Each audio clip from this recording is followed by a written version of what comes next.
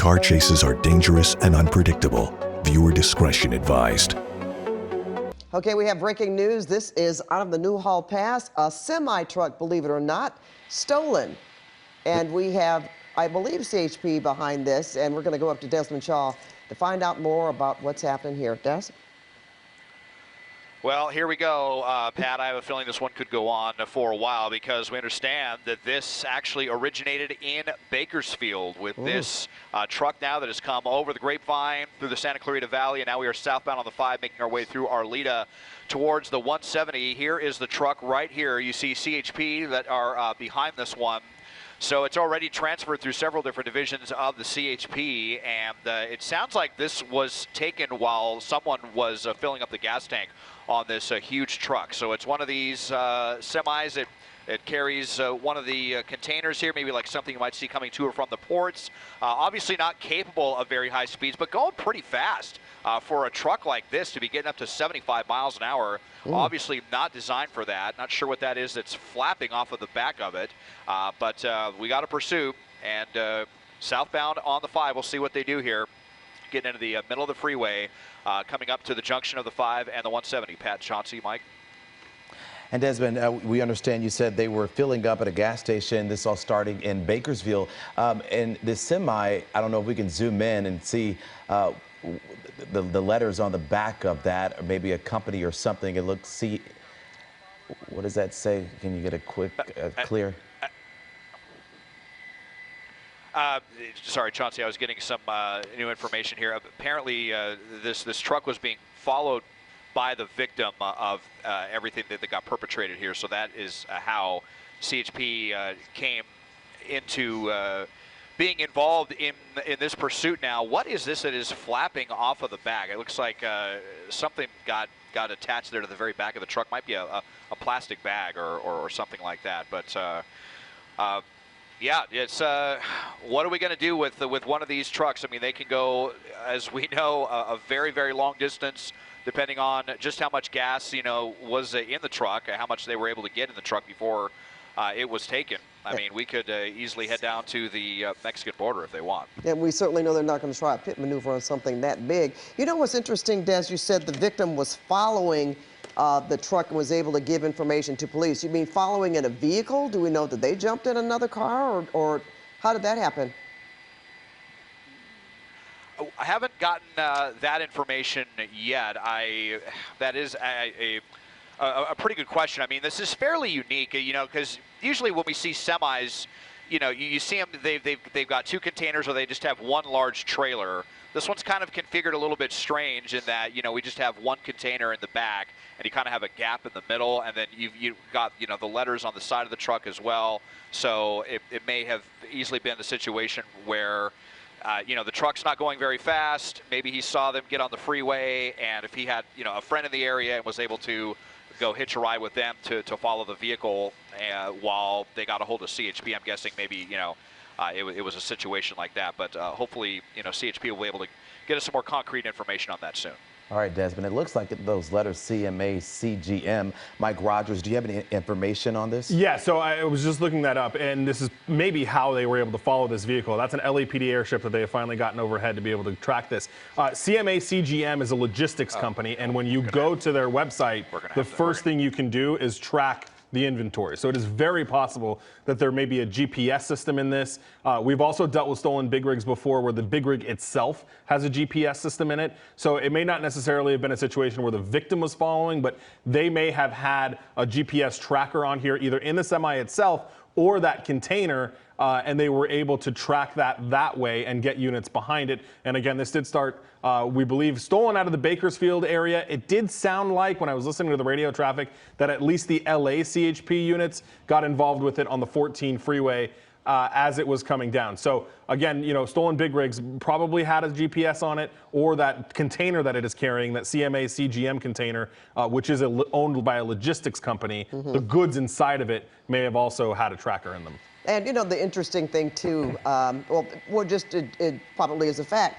this person who was taking this truck obviously knows how to drive a semi, and that's not everybody. Right, yeah. I mean, these are, you know, they're not, you know, certainly easy to drive. They're obviously stick shift. They have like certain restrictions, certain requirements. You know, Des was mentioning when we first got over this, this semi truck was going about 75 miles an hour. Yep. And at one point, when Desmond was looking at that thing that's kind of flapping off the back there, you could see the cab kind of bouncing from side to side a little bit, probably indicative of the high speeds and the inability to really keep a good handle on a vehicle like this and the weight of this vehicle at those speeds.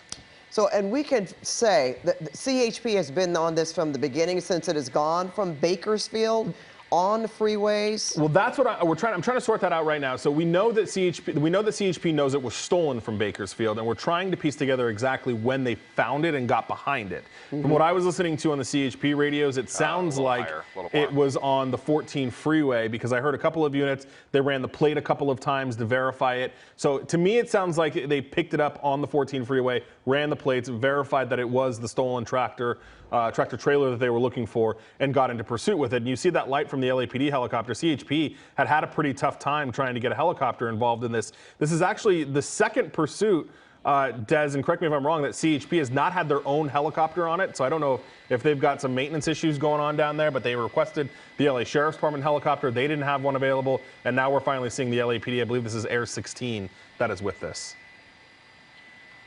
That is correct. And so I was actually talking with my pilot, who may have a little bit more information on this. He thinks it may actually be more of a budgetary reason that they're not on this right now. Maybe if it comes closer to Fullerton, we'll see them launch for that. Oh, let's see. Kind of looked like he's slammed on the brakes there for a second here. I wasn't sure if there was something up ahead that he saw, but yeah, they didn't launch for the pursuit earlier, and then we had a pretty lengthy pursuit last week as well that went from Riverside to the West Valley that CHP never launched a helicopter on. So, you know, they may be just kind of rethinking things on a case-by-case basis, and just making perhaps the decision that it's not necessary at this point. Maybe it will become necessary later.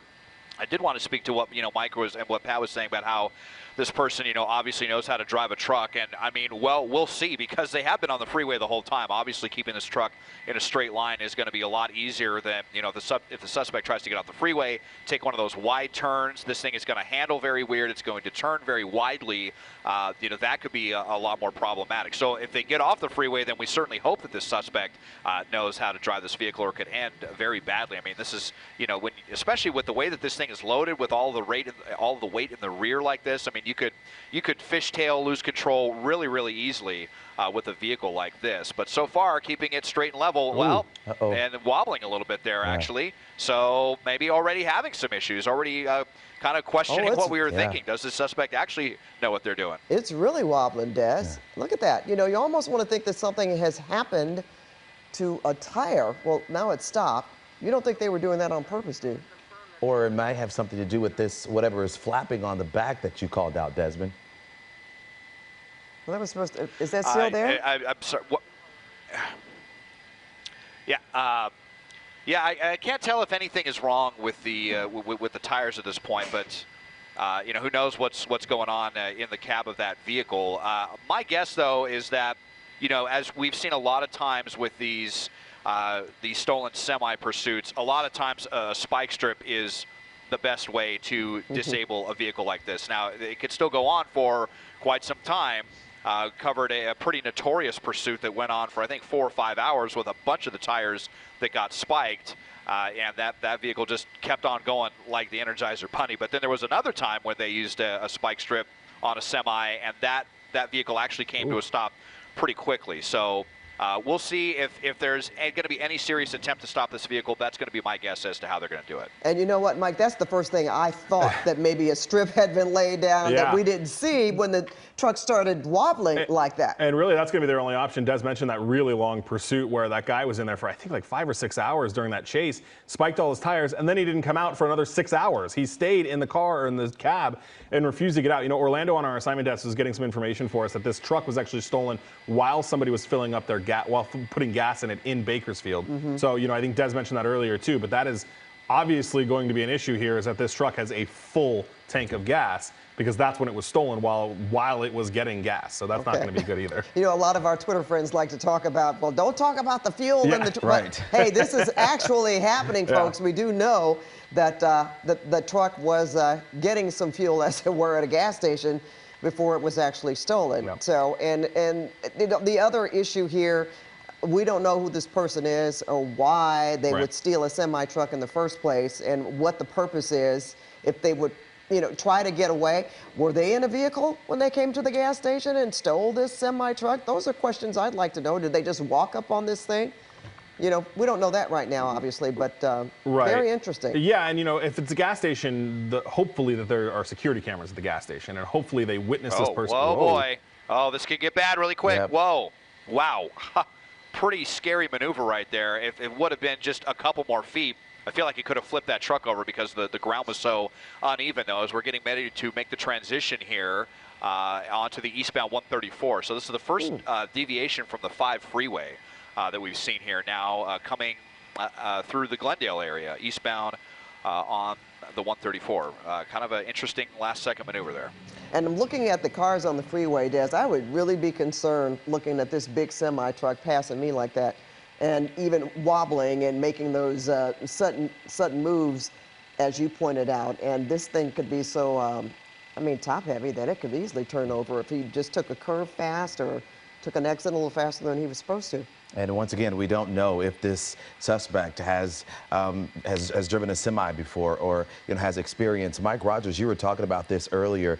Pat, you mentioned the purpose. Why would someone want to steal a semi truck, or this particular semi truck? Mike talked about a CMA CGM that's there on the side of the truck being a logistics company, which begs us to wonder, why would a person steal this truck, or what's inside of this logistics company truck? Or if they knew what was inside of the truck. Again, there's so many different questions. Des, you back on the air? Yes, sorry about that. I was just talking with my pilot Mike on this one. So eastbound here on the 134. I'm sorry, did you have a question there, Chauncey? No, we were just talking about the companies. Mike Rogers looked it up, and we got some information. CMA CGM is a logistics company, and Pat was talking about the purpose. Why would someone want to steal this truck at the gas station? And also asking what may be inside this container. No, yeah, that's definitely what I think all of us would like to know. My guess is that the suspect has no idea. I mean, I'm just speaking from times when we've had these, stolen semis loaded with stuff, stolen U-Hauls. A lot of times when we're dealing with this, they're people that are, not in a good state of mind, so to speak. If they have, some serious issues going on, that is my guess about, the person that took this. I mean, you can't seriously be thinking that you're going to steal something and thinking, what, there's like a truckload of gold bars in the back or diamonds, and you're going to be able to get away like, Fast and Furious style or something with a big rig. I mean, there's really no hope of anything like that. So what do you really think is I mean, going to happen here? You have the slowest, most unmaneuverable vehicle that you could possibly steal that sticks out like a sore thumb, and this semi in particular with a logo on the back that also just has, like I said, kind of an unorthodox configuration that you don't just see like all of the other semis. So that's what just makes me say that. And from past experience, we're usually dealing with people that have some serious issues behind the wheel. Well, we know that this truck was stolen in the Bakersfield area, so it certainly has traveled a long way. We haven't pulled out in a while, Desmond. I'm asking you that. Are CHP units still behind this semi, close behind on the ground, or are they just following from the air at this point? There they go. No, they are. Yep, they are right back there, and yep, and LAPD from the air as well. LAPD, as we know, they're up in the air pretty much like 20 hours out of the day as it is. and they're, I think, just kind of covering this as a courtesy. They probably don't have anything else at the moment going on as we come up right up next to another, kind of actually crossing the line there, forcing that semi to get out of the way, getting uncomfortably close for that poor guy who's just out here working hard tonight. And I don't know if you saw that. It kind of looked like he was kind of knocking him off the road a little bit there. So almost like a challenge, yeah, exactly. So now, back into the lane. So we have seen a little bit of swerving back and forth. The most dangerous thing there, though, boy, back on the 134, if he would have, tugged the wheel just a little bit more there, that could have gone pretty badly for this truck getting onto that uneven ground. Kind of amazing that did end with that thing overturning back there. And I will note that the speeds have slowed down. Well, let's actually zoom back in and see what our speedometer is saying. Yeah, about 60 miles an hour. When we first saw this, he got it up to 75, which was kind of crazy. Almost never see semis going that fast, especially, if they're loaded down. But it's about 50, 60 miles an hour. I thought we were just going to stick with the freeway. Frankly, I had a feeling this was just going to go to the Mexican border or something like that. But now that we've transitioned onto the 134, it's anyone's guess. If he stays in this far right lane, though, he might end up transferring to the southbound too. We will find out shortly. And Mike, you were talking about the company earlier, CMA CGM, and I'm on the website now, and it specializes in shipment tracking, and you can actually type in and track the shipment or track whatever is, in this trailer. Right, and that's what kind of goes, while you guys were talking, I was on the phone, I called Bakersfield Police to see if they had any information on this. Bakersfield PD tells me that they did not take the report for this. They actually didn't really know what I was talking about. And then I called CHP, and CHP tells me this is what is called an unreported stolen. So what that means is after the victim realized it was stolen, it sounds like they immediately started to track it and figure out where it was and then called 911. So this wasn't a situation where the victim realized it was stolen, Bakersfield PD or whoever, Kern County Sheriff, came out and took a report. It was not that kind of situation. The victim realized it was stolen, started tracking it, and then called 911, and somehow that call got transferred down to the LA County CHP, who then was able to get into position and get behind it. So, we say Bakersfield PD says they know nothing about a stolen big rig, so it's very possible that it's in an unincorporated area or a smaller area of Kern County where this was stolen from. So we're trying to sort that out, but CHP tells me it was what was called an unreported stolen, and then once the victim realized that it was stolen is when they called 911. They're repeating unreported stolen right now. And what could happen, when you have these long haul drivers, these semi-truck drivers, they could have, yes, stopped to get gas, but they could have gone in to eat, and there could have been a period of time that elapsed between when they realized it was actually gone, right? I mean, they could have been inside and come out, and it could have been, this guy could have had a 20-minute head start, right? So it doesn't sound like there was anybody injured in all this. It doesn't sound like it was, an armed takeover or anything like that. It sounds like this person was able to take it. The owner said, oh my gosh, it's gone, and started tracking it and called 911. It's interesting, too, though, even if they did stop to rest or even go in and use a restroom or a facility or anything like that, that this person just, I want to know where you're walking and you saw the semi, you just jumped in it, or, Gosh, right. And he came down the 14 freeway, and the 14, if you take the 14 all the way up through Lancaster, up at Rosamond Edward Air Force Base, that's all Kern County too. So it's possible that it was not all the way up in Bakersfield, just somewhere near Bakersfield in southern Kern County where this was taken from. But far enough away, certainly from where they are now. Right. But, not to make light of it, but they're headed towards the port. Maybe that's where this was going anyway, I mean, you have these, especially this company, when I was looking at their website, one of the things they specialize in is shipping, is sea shipping. So this could have been their intended destination.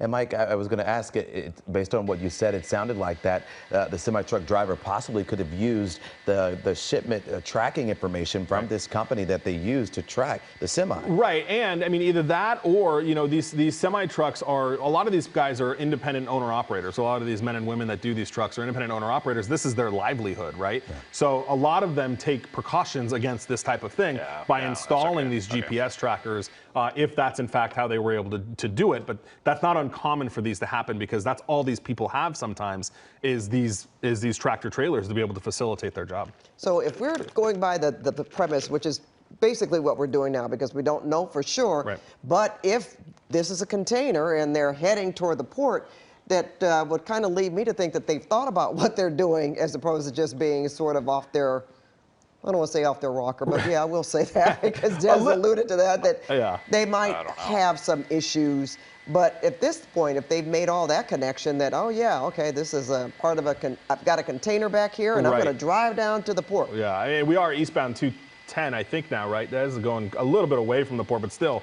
you know, in LA County. And for the most part, they've been able to keep control. Again. Now it's look wobbling. at this. Whoa, that was weird. Yeah, big time. That was very weird. But Des, for the most part, this driver has been able. There, or go ahead, Sean. No, I was saying for the most part, this driver has been able to keep control of the semi. Yeah, for the most part, we just kind of see these little instances of the cab kind of jerking back and forth a little bit, kind of strange. And it was also driving on the right-hand shoulder for absolutely no reason back there. I'm not sure if you saw that.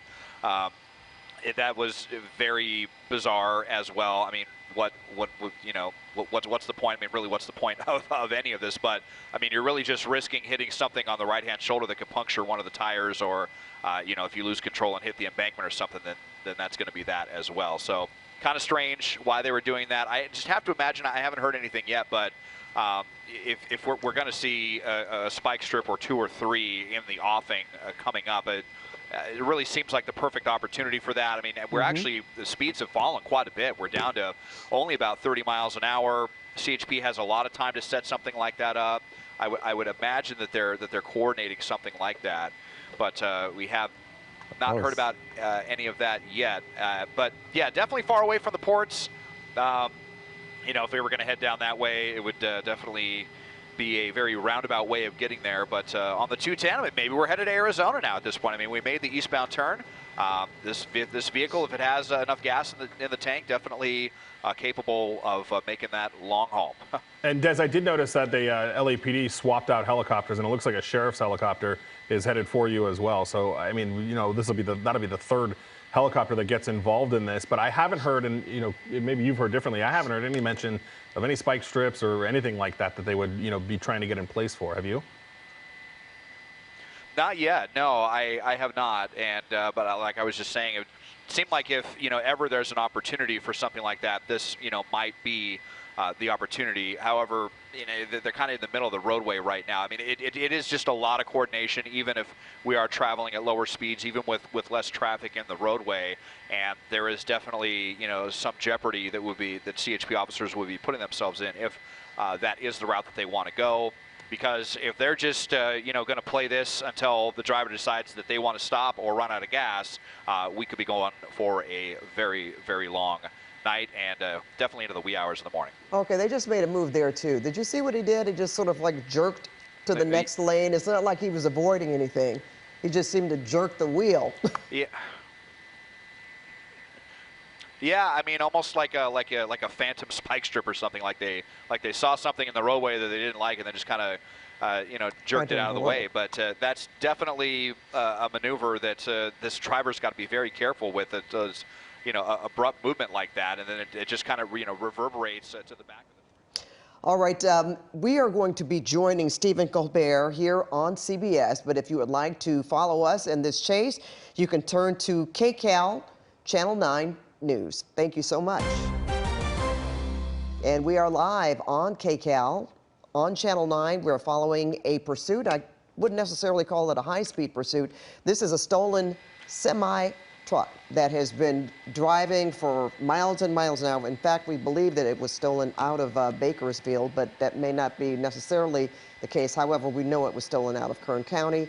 CHP is on the ground and overhead. Yeah, I understand that the semi-truck driver may have been getting gas or something during this, and at some point the suspect stole this big rig, which is owned by CMA CGM. I want to go back to Mike Rogers. We were talking about this logistics company, and then that driver, the owner of the semi-truck, the trucker able to start to track the truck immediately after noticing that it was gone. Yeah, that's what CHP told us. CHP said that the owner, or the victim here, because they're a victim of a theft, was following the semi-truck. Now, they didn't initially say that was in a car or or what have you. It sounded to us like this was possibly somebody that called in and said that, hey, we're tracking this and this is where it's at. Then we heard CHP on the 14 freeway get behind the semi truck. They started to run the license plates to verify that this is in fact the truck that somebody had called 911 about and reported it stolen, or told CHP officers that it was stolen. And then those CHP officers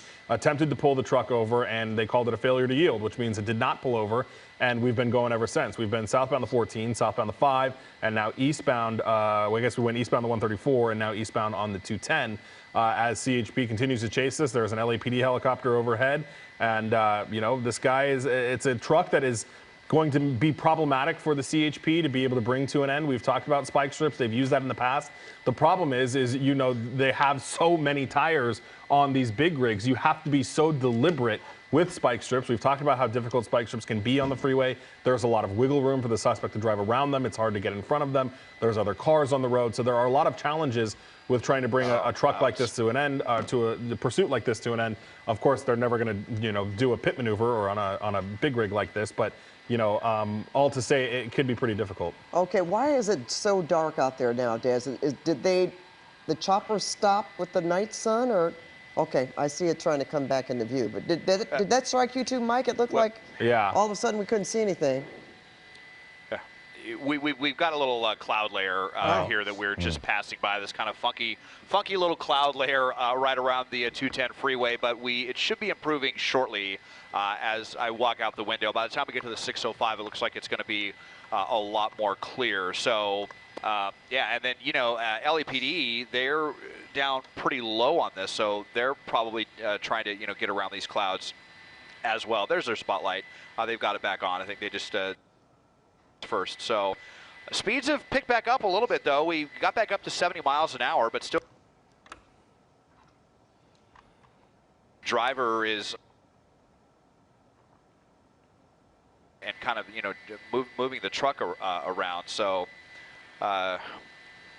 very strange one here. Still no word of spike strips or anything, but what was the point of deviating from the 5 freeway to the 134 on this one? Because we've been on the 5 all the way from Bakersfield, and now we've transitioned onto the 210 freeway. If they're just gonna take this to the end, then it's gonna end in the 10 in Redlands, but we have a lot of other freeway options before that: the 605, the 57, the 15, and the 215. So all indications are that this is going to be going on for a while. Very interesting. Some of, again, our Twitter friends have, or ex-friends, someone wrote did a container fall off far back or in the beginning of this pursuit, because you normally see two, on a truck like this, and there's only one. Right. Not that we've heard. I would presume that if that were the case, we would have heard that by now. So this could be a situation where it's just a half container that they're carrying, and who knows why. But our producer Courtney asked me to kind of look into a full semi truck. How far can that go? Some general research that I've done. It's not good. It can go pretty far. Some sites, some experts are saying about 2,100 miles. It really depends on how much gas was in this. 300 gallons is what the average semi truck kind of holds in terms of fuel. So that's a lot of fuel. Mike, any more information on the circumstances surrounding when the semi was first taken? I know we had gotten information in the beginning that it started in Bakersfield, but Bakersfield PD telling you they know nothing about this. Yeah, so that leads me, and I had a conversation with the lieutenant up at Bakersfield PD who says, a lot of times people say Bakersfield, but it's probably in the surrounding areas of Kern County, which would make a lot of sense. As we mentioned, this started on the southbound 14 freeway. If you take the 14 freeway all the way up, it kind of starts to turn into 395 a little bit, but up there is Kern County and Rosamond, Edwards Air Force Base. That area is all Kern County. So it's very possible that this was near Bakersfield and somebody just said Bakersfield. But what's called, CHP called it an unreported stolen, which means the owner never got the chance to actually file a stolen vehicle report with whatever agency is in the area. It sounds like they were able to immediately, CHP used the word follow, so it's unclear if it was physically follow or follow along on a computer or an app or something like that, where they were able to track the truck,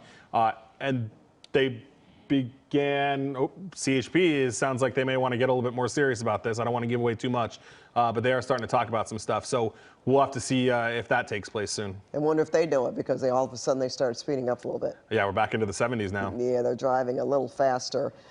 We know that they usually come up with things, that we may not think about or may not really want to talk about or want to project. But I would imagine, what they would do, obviously, if this went, like we say, it could go on for hours and hours, Right. they would certainly, CHP would still have jurisdiction, and they just change out in different. Yeah, right? and that's already happened. So we have already gone through, this started in what's called the Newhall office. Those are different officers. Then we came into the Altadena office. Those are different officers. And now we should be in the Baldwin Park area, and those are different. So even of the course of this chase, they've already swapped out officers 3 times. And they can continue to do all the way to the state border. I mean, that is the reason you never really want to get chased by CHP. A, they don't really ever give up. And B, they've got the resources to chase you across the state. I was going to say, they don't have to give up. Right. They could just switch out, and they put other Forever CHP and ever. units Yeah. on there, Yeah. and it's ongoing. As long as you're in the state of California, they will be behind you. Yeah. And Desmond alluded to this earlier. You just have no idea what this suspect is thinking. I always think, how did they think this is going to end? And they may not even care. Right. Desmond had mentioned about maybe having some mental issues. That's certainly the possibility. They could be out for an evening, or an overnight joyride, knowing that this is not going to end well for them, because they are going to be apprehended at some point, and what goes from there. So that's it. If we try to get into the psychology of people behind the wheel of these pursuits, for this, there's no particular rhyme or reason, because we don't know what's in the vehicle, first of all. Right. And what they could possibly, it's not as if, I just committed a robbery or burglary, and they're going to be after me, so we're going to get away, and there's going to be several of us in the car, and we're all going to disperse if they stop us and get out and try to do a foot bail. That's not the case here. Right. Or if the suspect even knows what the semi is carrying. Right. Well, and I was going to mention that too. We've dealt with it both ways. We've dealt with, you remember the big jewelry heist up on the 5 freeway in the Grapevine area. They stole it out of the back of the truck. They didn't steal the truck altogether. Right. But then a couple of months ago, I worked on a story where they did steal the entire truck full of walnuts, because apparently that is a hot commodity as well. So, who knows if this person knew what was in the back, if it was a crime of opportunity, if they'd been staking it out. We definitely have seen it kind of all of the ways here. So who knows what this person was doing? Well, do we know more about this company that we've been talking about? Just that, it sounds like, so and I want to be clear, I believe that the semi-truck and the trailer are probably owned by 2 separate entities, right? They usually, contract out the drivers to pick up the trailer and take it where it needs to go. CMA CGM is a logistics company that is tasked with delivering goods and services to various ports, to various, however they want to get them across the country. Not specific goods? Not specific, no. Okay. It's pretty all over. They'll pretty much, ship whatever it is you need to ship. All right. And Mike, I'm on the website now. It literally says, what are your needs? Right. And it says Yeah. we operate in over 160 countries through 755 agencies and design and implement solutions to take care of your cargo right across the supply chain. Right. But it does not say specifically what kind of cargo. No, and it That's looks what- like basically if you're a company that wants to ship goods, you would contract this company to ship those goods. And even on their website, you can put in your tracking number and see where your goods are. So I would venture to guess that either the driver's got GPS on the semi-truck, or there's GPS within the container, and that's how they were able to pretty quickly, get their hands on this. So, Des, we're on the 210 westbound. What's the possibilities here? What other freeways are coming up? Different routes that this driver could take. 210 eastbound here, so we just crossed All right. the 605 not Southwest. too long ago. Next will be the 57, which is where, for many years, those of us that have lived in Southern California for many, many moons, remember that was basically where the 210 used to end at the 57. It went to Foothill Boulevard and it terminated, but everyone would pretty much have to divert to the southbound 57. Of course, the freeway now extends all the way to Redlands and bends down to the 10 in that area and then heads, towards Ukaipa and Palm Springs. Heaven forbid if we go that far this evening. So those are the freeways, we'll be crossing the 57 and then actually the 15 and the 215. And so we still have, a few junctions, but we've just been noticing this this truck, he's over on the far right lane, then he's over to the left lane. Definitely strange as far as the semi-pursuit's going, just thinking about how some of the other ones have gone. They usually just stick to one lane, for an entire pursuit. And that kind of makes me, worried that if CHP does try a spike strip at some point or something, that this person does seem to be, pretty adroit at getting the truck to move out of the way pretty quickly without flipping the truck over. So, what you were theorizing earlier, Pat, maybe the suspect does know what they're doing here as we make our way now through Glendora. So we will be at the 57 soon, but again, just wondering, are we headed somewhere? Is there any, reason, any method to this madness for transitioning away from the southbound 5 to the 134 and the 210? Seemed kind of calculated, or was it just a random maneuver? Are we headed to Arizona? Gotta wonder. Oh, now we bring up Arizona. Oh. Well, okay, Des, since you brought up Arizona, sir, let's talk about the possibilities then. We know CHP will follow you all across the state. So then what happens if it crosses state lines? I imagine that they will contact their state troopers long before that. Probably once they get east of Palm Springs or Desert Center or way out there or Blythe, pretty close to the Arizona border. They will definitely be on the horn with their compatriots in Arizona, letting them know about this. And well, we certainly know that Arizona can be awfully aggressive when it comes to stopping pursuits. I mean, they have things that we don't even have here. This crazy contraption that comes out of the front of the cruiser that can go on and actually physically lock onto a suspect's wheel. I don't think they would do that with a semi necessarily, but from everything I've seen, it would definitely be in the suspect's best interest to end the pursuit before they get to Arizona. That's for sure. Right. Understood. Mike, you getting anything new over there at the desk? I'm listening to CHP trying to coordinate, getting something in place. They're trying to get some. Sorry, I was listening to something else. They're trying to get units ahead of the big rig to set up what they want to set up, but it doesn't look like they've been able to do that. I do believe at one point that there was a spike strip attempt that the unit. And I don't think it was a full-on one, like they were able to get it across the freeway. It sounds like CHP unit was trying to get in place with it, and then he passed them, and he wasn't able to do that. So they're trying to coordinate some more stuff, but we're kind of come in soon to the inland areas at CHP, and as we know, out in the IE, San Bernardino County, Riverside, they get a little bit more aggressive with chases. So that's very possible that will happen as we come through the San Dimas area right now. As soon as we cross that state, or the county line rather, that's when the inland CHP division will get involved. Mike, you talk about that attempted spike strip, and Pat, do you remember when you called out that sudden jerk? I wonder. Yes. Well, he's made several. I say he, because we've seen the truck wobbling, which now it appears that they could have done that on their own, and that he did make a jerking movement, possibly to avoid. Right. Yeah. Looking at, they could get pretty far ahead of this, I guess, if they wanted to, if they continue on the 210.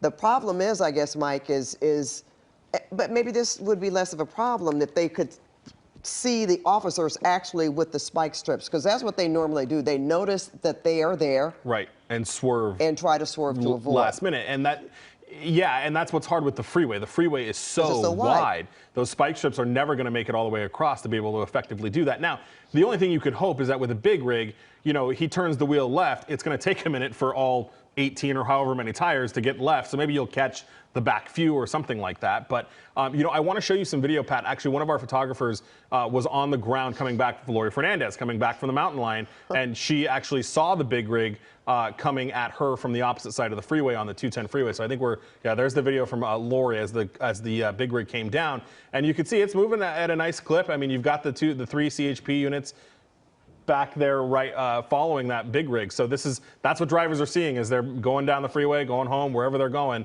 You've got this big rig barreling down towards you. And now, 57 miles an hour, that's still relatively I guess high for a semi. And Desmond, the way that this the suspect has been driving, and we've seen, you know, weaving and wailing at times, and now we're inching closer to midnight here. So not a lot of cars on the road. So that's, you know, we're thankful for that because that takes the danger level down just a little bit. Yeah, absolutely. I mean, in fact, we haven't seen, you know, any vehicles passing this person right now, and that's almost certainly because, you know, the unit that's in the back is running a kind of a rolling traffic brake where you know, they're going back and forth across the freeway, making sure that no one comes up and gets involved in this one.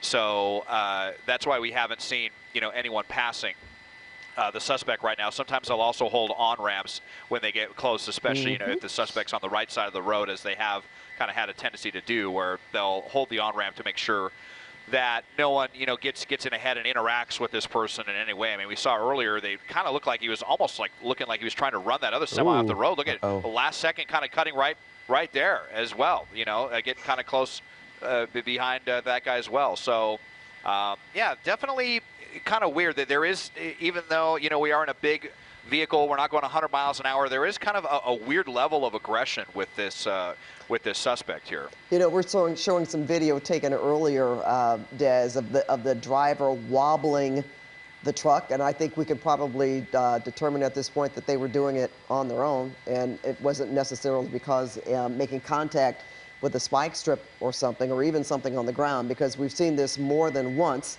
We also just showed our viewers video of this semi-truck driver pulling up to another truck, almost in a challenge, so to speak, maybe trying to move them off the road. And just now you described. Okay, yeah. guys. Yeah, well, I couldn't tell if that was successful or not. Yeah, I know. I think Mike and I heard him talking about that on the radio, and we'll have to listen if they say, you know, good spike on that. It didn't really look like it to me, but if they were kind of hiding in the darkness there, kind of lying in wait. Well, you know what? Here, as I zoom in on. No, I thought I saw something in that front tire there, kind of in the middle section, but not sure if that was successful. It didn't really look like it from my vantage point. Oh, that's too bad. Can we look at it again? Desmond, we're going to try to re-rack that video. We're going to work on getting it, because I think we were talking as that happened, so you would certainly be the point person and on Mike, that, you and Mike, if you catch I just say good spike. He definitely hit it. So the CHP officer was able to get the spike in the far lane just before the carpool lane, then pulled it towards the middle, and it looked, yeah, they're taking good spike on the radio, but it looks like he hit it probably with at least 3 or 4 tires. So hopefully it was able to puncture all of them. Wow. But it does look like that definitely that front driver's side tire was hit. Hopefully it continued to hit. You know, the other thing we talk about spike strips, what we've seen before, is those front 2 tires get hit first, and that drops the profile of the semi-truck, and then the spike strips can't be used anymore, because then they toss a spike strip in front of it. What was that, Des? Oh, yeah. Yeah, we definitely got a good spike. I think he might be losing the front driver's side tire right here. I'm starting to see a lot of smoke coming out. So, yeah, they are confirming that. So, boy, it happened so quick. I couldn't really tell. It was kind of dark, but we definitely got some good spikes. And look at that, already starting to get some sparks. You know, with some of these other vehicles where they're not as heavy, the tires, you know, can hold up for a while.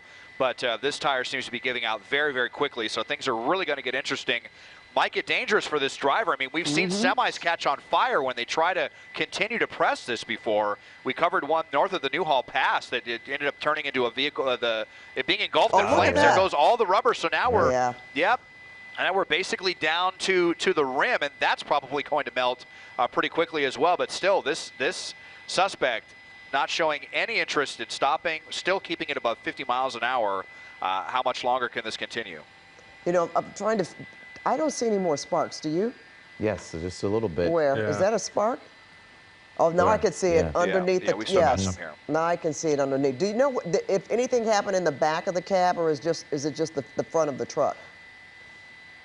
I would imagine so. If the spike strip connected with the front tires.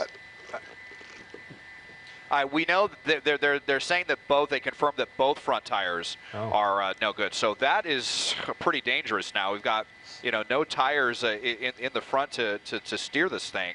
So it could definitely, go south really quickly for this guy if he doesn't stop. But still keeping the vehicle above 50 miles an hour, it's a pretty incredible thing. Kind of drifting to the other lane here as well, kind of drifting between lanes. So it's just a real desperation, real stubbornness by the suspect. Can you imagine how loud it is with those tires, the rims scraping and sparking like that? That certainly would, you would think that would be more disconcerting, or enough to say, okay, maybe the jig is up here. Right. I want to get out of this thing, and in one piece, in relatively good shape. There's one thing to be handcuffed, but it's another thing for something even more serious to happen. What's going on now, Des? Seems like he moved to the right. Well, as soon as I said that. And Des, we can't see that right side, the right tire, but I mean, go ahead. Yeah. No. Well, I'm just talking to my pilot, Mike. We are trying to bring that to you right now, see if we can get more of a head-on view. But I think we may be coming to an end here soon. And let's see how the suspect is going to take this now that their marathon pursuit from Kern County into San Bernardino County is coming to an end. Looks like we're in Ontario right now, so we're coming around while the vehicle's going so slow to see what it looks like on that side, just how bad that tire is. We'll probably end up coming back to the driver's side. So yeah, I mean, look at that. I mean, we're down to basically the rims on and the brake calipers on both sides of the vehicle. So I think we'll probably come back to the driver's side here. My pilot Mike doing an excellent job on this marathon pursuit. But what's going to be next? Is this going to turn into a standoff, or, heaven forbid the suspect try to get out and run across the freeway? We've certainly seen that happen way too many times in Southern California as well. I think we're going to be at that situation pretty soon, the way this is going. Yeah, because he's even losing more. I'm looking at all that debris coming out from under that cap, right? Even more so, and more sparks. And the truck certainly, you wouldn't think that it's wobbling. It is wobbling on its own because it's been so damaged or decapitated, if you will. And it's down to 20 miles an hour. But then again, you're right, Des, what could be next? I know one thing. I mean, for now, even law enforcement has to be a bit concerned, because do you approach a vehicle that's sparking and, could possibly catch fire? Well, and then to further that, CHP has just been notified by, it sounds like the person who owns this truck, that there may be a weapon inside. So who knows if the suspect knows that, and if the suspect knows where that is located. But that is another thing that they're contending with in this as well. Right at the beginning, the onset of this chase, they immediately requested canine units to join the pursuit. I believe there is at least one already with it, which is great news, because that could definitely come to their advantage as we swerve all over the road here. He is. Yeah. I mean, you can even tell with convulsing all over the place. Oh my goodness. And that container. Yeah, this is. So what do you think, Des? Is this truck, is it, the poor truck. Do you think the driver is doing this, Desmond? Or is this the truck actually not being able to? It's hard to say, just because of the way that they were behaving earlier in that kind of weird fashion, kind of, just jerking the truck back and forth the way that they were, kind of randomly. So it's hard to say. I have to imagine that losing control of this vehicle, I mean, hope doesn't, go into the center divider right here, the way this is going. But how much longer can this poor truck go on?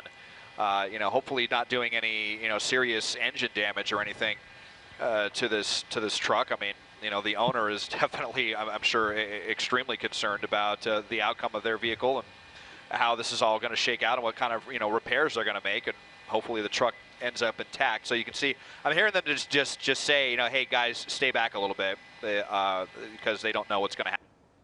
Is going to drive the truck up onto the embankment or through the center divider or what. But still going here, only at about 12 miles an hour. This truck giving it its all, not giving up just yet. But again, the way that they're pushing it could easily catch this truck on fire if they're not careful. Yeah, I was about to say, Desmond, you were talking about that, how this could become very dangerous for this suspect, especially with you know, the sparks coming from both sides. Those tires, though, on just the rims now. So I can't see this going on too much longer, Des. No, I can't imagine so, but, you know, we say that and then it just keeps going, But really, really struggling to keep control of the vehicle, just listing back and forth like a rudderless ship out here. I mean, look at the turns look like they're getting a little bit more dramatic here. We're trying to, you know, we've really been wanting to see inside the inside of this cab, but just have not been able to get a look at this driver. We even tried to look through the windshield and just could not get a good view of the person. I can kind of see them a little bit. They definitely look like they're panicking. I'm seeing a lot of body motions going on in there right now, and I'm sure they're in panic mode. They have no tires controlling this huge hulking vehicle. And look at that. We're actually speeding back up now. We're back up to like 35 miles an hour. How is this happening right now? And how much longer can it go on? This is, wow, a pretty well-made truck, I guess we can say that. Well, that's for sure. But at the same time, you know, we can start seeing even more sparks as this truck is picking up speed. And then that also maybe gives us a little more insight into this person driving the truck, because they slow down tremendously for a while and then just picked up speed again, but they've been driving back and forth, I would say purposely. At first I thought maybe that was the truck. Those seemed pretty deliberate. You know, it also poses an issue for CHP tactically. They can't see in the truck either. They don't know what this guy's doing, if he's moving around. You know, the benefit of a car or even a pickup truck is they can see through the back window, but that obviously is not something that they're going to be able to do here. So, you know, you already heard Desmond say that they asked the units to kind of keep their distance a little bit here, probably because of the fire risk, the crash risk, but also because they can't see this guy. And then also you talked about police saying, talking about a possible gun inside of the truck. Yeah, a weapon. They didn't specify what the weapon was, but yeah, that the owner, you know, must keep, obviously for protection, must keep something in there. And it doesn't. They never stated that the suspect has it or knows where it is or anything like that. But it was an officer safety kind of awareness thing that there is something in there. Do we know which CHP jurisdiction actually laid down that spike strip earlier? Right before it happened, we were talking about the IE, and as it got closer, that they would be a lot more aggressive. It was, so I'm just wondering. Probably the ones, we're in Ranch Cucamonga's office area now, but the area we were in, I believe, was Baldwin Park's area. So more sparks coming out of the truck now after that spike strip happened back in the Baldwin Park area, slash kind of coming into Ontario. And 50 miles an hour, I mean, you know, no tires, and it's still going. Then makes you wonder, again, we can never really figure it out, but what could this person be thinking? With sparks flying, and you have to think, you know, the possibility of you know, fire. And what's the, I mean, you know, Desmond was on a pursuit southbound on the 5, I think he talked about it, where this exact same thing happened, and then the semi-truck caught fire, and the suspect had to get out. So, I mean, that's not unrealistic to happen at all. And Desmond, I'm so surprised that this suspect is now going even faster, especially with those two front wheels shot. I really can't believe it. I thought that we were going to be near the end of this one here, just with the truck, you know, physically incapable of getting back up to speed, and yet here we are, above 50 miles an hour. There you see another CHP unit that's coming, getting involved in this fiasco. Frankly, that's what it is. I mean, I think we're down, pretty much down to the brake caliper at this point, and then what's going to happen? I will have to imagine once that falls off that is finally going to disable this truck. Just amazing how stubborn, how obdurate this suspect is this evening here. Just refusing to give out, just dragging this out as long as possible. Yeah, I've just what can you say? This is a pretty wild one. You know what, guys? Okay, what is the possibility here? They wouldn't need to do another spike strip, right? Because there's no tires on the front. And that's what, so the last time we had this marathon semi-truck pursuit that went on for like 6 hours, what happened is they did that, what you're seeing on the right side of your screen, they put the spike in, and exactly this happened, where it took out the front two tires, but then what happened is that the driver kept going and kept wearing down what was left, and the front of the semi-truck got so close to the ground that when they tried to put new spike strips underneath, there wasn't enough clearance for the spike strips to get under to hit the other tires. So then the spike strips became ineffective, which really kind of, hampered CHP's plans to be able to bring it to an end. So we'll see if that happens here. And then the other part is, wow, lots of sparks. Oh, look at all these sparks. Almost fire, Des, or is that just sparks? I was about to say, is it fire under? Yeah. Well, we'll see. Maybe if we can work it to the other side. I think the passenger side is down to the caliper as well. I mean, this is going to catch fire. You can see. Look how hot this is glowing now. Looks like it is. This vehicle is going to catch fire, and I mean, this suspect is literally jeopardizing their life now, just continuing this madness. This is starting to get pretty scary. And Des, that right side looks like it looks like it may be already on fire. On the right side, it looks pretty bright over there. Yeah, we're working our way over to the passenger side right now to look at that. It is, you're right, a lot more than just sparks coming off. So now CHP is probably going to want to keep their distance on this one. As I mean, look at how hot that is glowing on that side. That is wild. This really is so surreal. It's almost like a movie. Like this was almost done on purpose. This is. I mean, when I say on purpose, I mean with crews and pyrotechnics. This is just unbelievable. And yes, and this person has got to see and feel now what's happening, I would imagine. So, Desmond, you were talking about how we have seen people with issues. That might certainly be the case here because they don't seem to be, they're not trying to stop. It doesn't look like it. And it's got to be just. Oh, he's going to catch the embankment on fire. Oh, boy. They're going to catch the, it stopped, but he stopped right on the right hand shoulder now, and he's out and running on the embankment now. So finally out of the vehicle, at least the pursuit is over, and the suspect safely out of the vehicle now. So now, see if they're going to probably try to hop this wall, but this is a pretty tall wall right here. So CHP is going to follow them up this kind of wooded embankment right here in Rancho Cucamonga on the border of Ontario. We'll try to come around to the over the freeway once we get a chance. But look at that semi engulfed in flames. Desmond, this looks like a pretty steep drop too. I'm looking here if he's tries to get over this wall. Well, they're right behind him. There we the go. Oh, boy, they they just got over the fence right there and took kind of a fall, just running on adrenaline right now. But they're going to catch up to this guy. Is he out on Hermosa Avenue? You can see, I believe that's the spotlight from San Bernardino County Sheriff's Deputies helicopter, 40 King that has joined. Oh boy, running up to a home into someone's, right here off of Hermosa Avenue, just south of the 210 into this apartment complex. Looks like they are pretty winded. So hopefully we get some officers in here and bring this madness to an end. Well, if they had canines, this would be a great time to use them, wouldn't it? Yeah, they're talking about, they've got one. They're talking about getting it up there and getting it released. The problem is someone's got to push that canine over the wall that the suspect jumped. It did look like there was flashlights running up behind him. It seems like they may be close. Close, yeah. Yeah, because he's taking back off now. So. But Desmond, what do you see?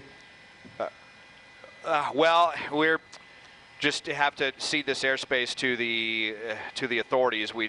There we go, out of the parking lot. You can see the smoke coming from that semi. Just widen out and see if we can see both. Oh, looks like they were trying to maybe carjack another vehicle there. They're going to have them here in just a moment. They're getting ready to surround the suspect. It seems like it would have been a great opportunity for the canine right there.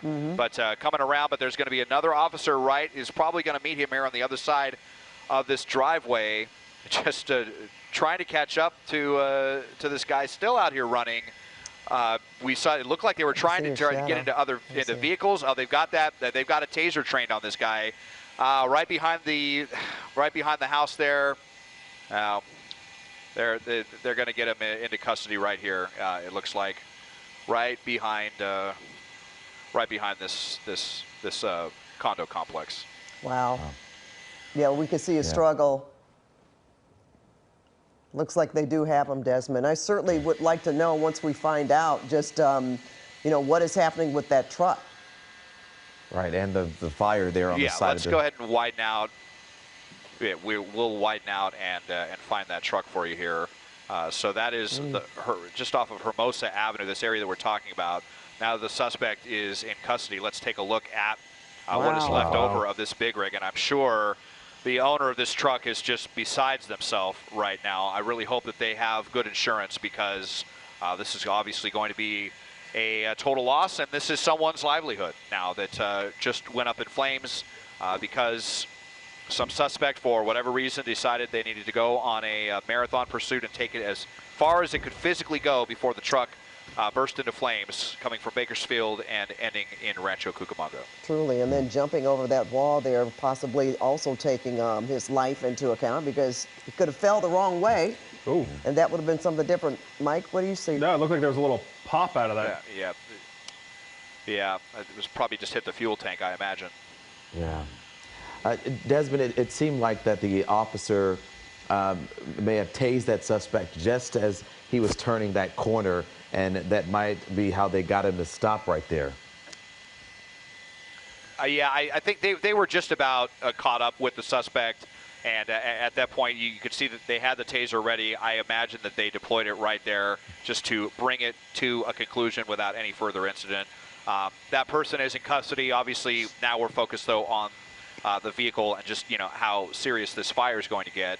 Now this is getting a whole other agency involved, obviously, with the fire department. So we should see them arriving within the next couple of minutes, and, they should be able to get that out. Fortunately, it doesn't look like it's spread too much to the embankment. We don't have any wind blowing out here, but a extremely hot fire here on the 210 freeway just before Haven Avenue. And actually, too, guys, it's maybe even fortunate that we had some rain, so it's not as dry as it would have been, because it wouldn't take much. Right. I was just thinking about that. If that semi, if he had pulled over just a little bit further or something, we would have seen that whole hillside take off with all of that, and that is a lot of vegetation that's right there. Well, we certainly didn't expect this. Even when when we first saw sparks, we kind of figured, well, they've got to know that they're in a pickle here, and that they're hearing all the noise and seeing the sparks, that they're going to slow down or stop eventually. But this guy really took it, what's that song, taking it to the limit? He really did here. And no question. And Mike, you talked about this with the last pursuit involving a semi-truck, that this very well could happen. Right, and that's exactly what happened the last time. And, when you get the metal on the road like that, it just creates so much friction, that creates so many sparks, and those sparks can just catch something really quick. And, you got to give the truck a little bit of credit. I mean, it was sparking for a long time before it finally, gave up and burst into flames here. And you just feel for it. It looks like now that there's some light on it, Ulysses, is that what I see on the door there, Des? Of whoever owns this this truck or this trucking company? Yeah, it looks like Ulysses. So, that company. And I believe it does, well, it looks like it says Bakersfield, California on the door, as well, as we really zoom in here. Yeah, Ulysses G, Bakersfield, California, and then the looks like the license number there just below it. So just well, the worst kind of night for the owner of this truck, who's already been through so much stress in all of this, and now watching this unfold on Southern California television. Like I said, just really hope that they have some good insurance. Yeah, and I just pulled their Department of Transportation business license for that Ulysses trucking company. They are based out of Bakersfield, and they are what is called an authorized for hire. So it is what we thought. They are for hire, and they are cargo. The cargo that they are carrying are allowed to carry is general freight and containers, which is exactly what this is. So what's interesting, though, is we'll have to follow up on this, because I'm obviously not going to give it out, but the phone number on license is actually an LA phone number. So we'll have to see if this company originated out of LA, but they do have a physical address in Bakersfield, Ulysses G Trucking Incorporated, according to their U.S. Department of Transportation license. All right, well, thanks for that information, Mike. We're going to show a replay of how this all unfolded. You see the suspect on the right side of your screen. The truck catches on fire. The suspect is out and running into the hillside there.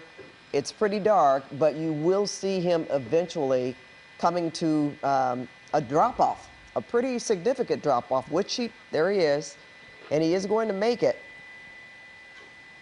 He's going to go over that wall there, and end up on the street and just really continue to run for quite some time.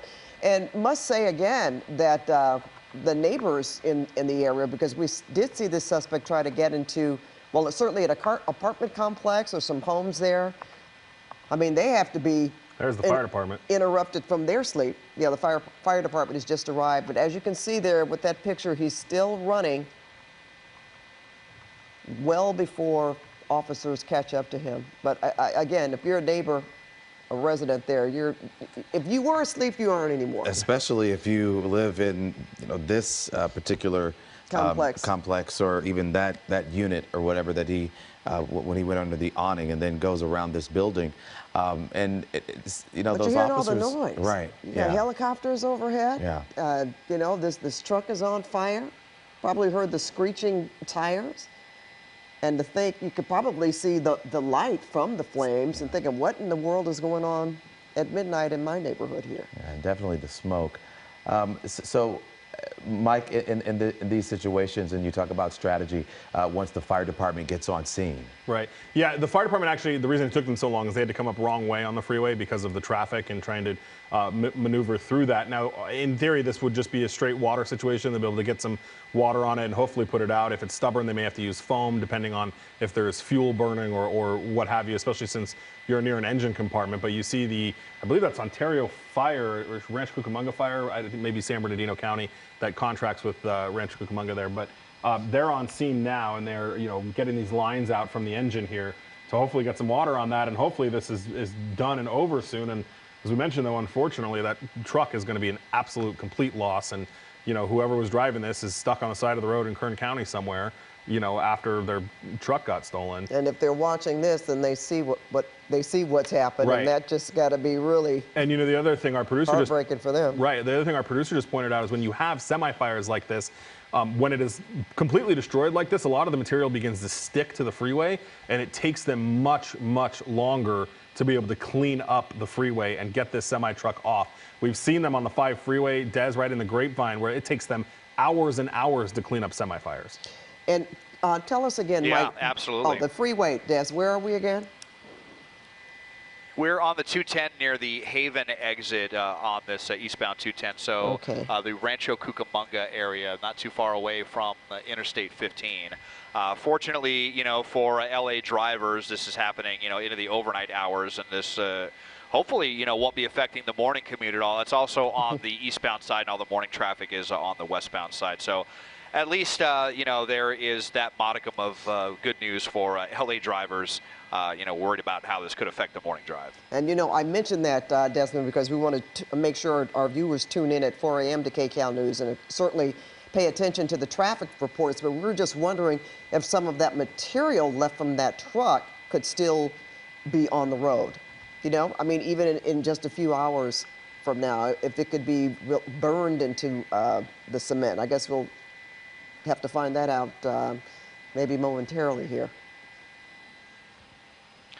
Yeah, sometimes with these situations, they actually need to get like some Caltrans engineers to come out and actually, inspect the concrete to make sure that it didn't suffer any kind of severe damage. So, it is possible that this could be here into the 5 or 6 a.m. hour. I mean, they're not even going to begin to clean this up for a while, and CHP is going to be conducting their investigation, as soon as the fire is out as well. So, this certainly could be something that could be a morning signaler. We will see how that plays out on KCAL Morning News. Yeah, this chase with the semi-truck coming to a fiery end, but finally over. That's right. Well, Desmond Shaw, great job as usual up there. Mike Rogers, Chauncey Glover. We want to thank our viewers for staying with us through this pursuit. We started on Channel 2 and ended up on Channel 9.